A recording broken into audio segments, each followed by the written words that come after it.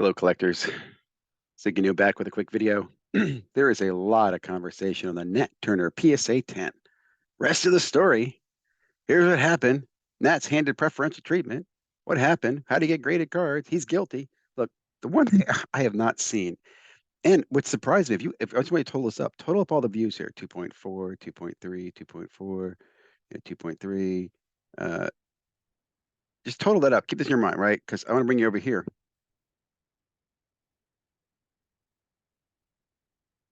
47,000 people saw this, and no one has mentioned this point.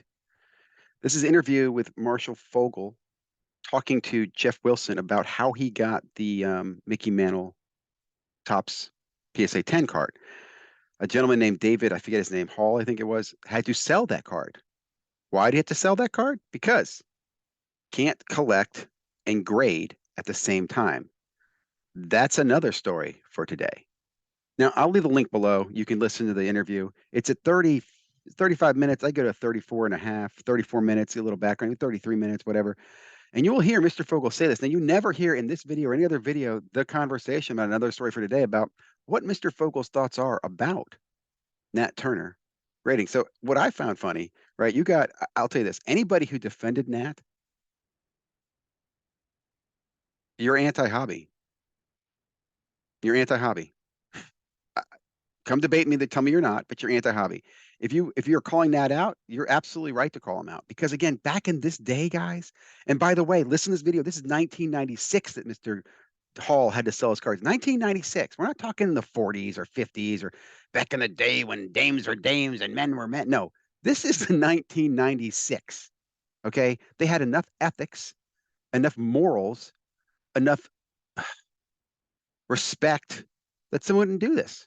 Today, do anything you want, Nat. I think Carlos did a great video about this. It's not just Nat. And then when Nat becomes the poster face for Collector's Universe, right? And I'm sure what you're going to see later on, he'll just have a zero response policy, right? But he has too many other little minions out there. She collects cards, minion. Chris McGill, Josh Johnson, two very shady people. You know I don't like them. And again, I'm happy to explain to you why I don't like them, the shady activities they've done. They were selling picks, running a how-to class, paid for how-to class in 2019, 2020, and using Card Ladder with its card ladder scheme scale, which no one seems to call that out, right? Predicting values, again, predicting values, running a card ladder, and then selling you the picks, all in 2020. You don't think that was shady? I won't even go there, guys. But that's what you're dealing with.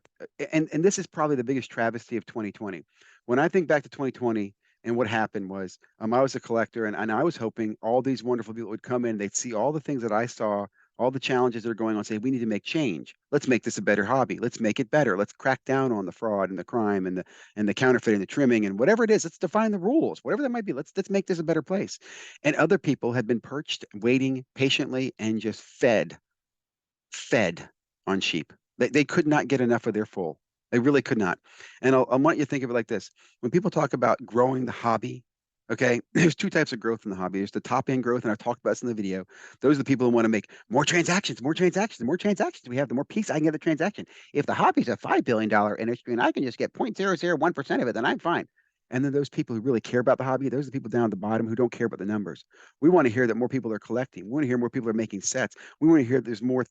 And I don't mean like I want McDonald's to overprint cards, but I want to hear McDonald's has an exclusive set that I can maybe get something cool in because McDonald's the only one has it. And I want to hear that someone else is doing it. But they can't do that because all the licenses has been locked down by one monopoly right now with Fanatics. So that stymied innovation's been crushed. But that's what I want to see. I want to see the hobby grow. Right? I want to see collectibles grow. People's passion for the story about whether it's I don't care, card, a Funko Pop, an autograph, a meeting, a napkin. That to me is what's great. But I remind you guys, the purpose of this video, no one has brought up, Nat, you're just doing what you're doing is wrong. You can't collect cards and grade. That's the way it was. That's the way it should be. I'm sorry. And if you care, this is why I said this before. I remember this when Jeremy was talking about how great it was Nat Turner's taking over. I've always said, why is it great that a collector takes over?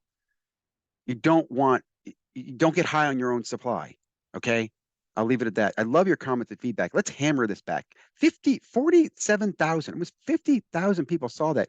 And no one thought this of, hey, Mr. Vogel, what do you mean you can't collect and grade? That to me is the biggest story. Jeff, you need to hammer on that, man. So this multi-million-dollar card that Mr. Hall doesn't have anymore. Mr. Hall, I don't know what your thoughts on this. You had the ethics back in 1996 to give it away. I also want to point out 1996, those cards couldn't be sold in an auction as a full set for $250,000.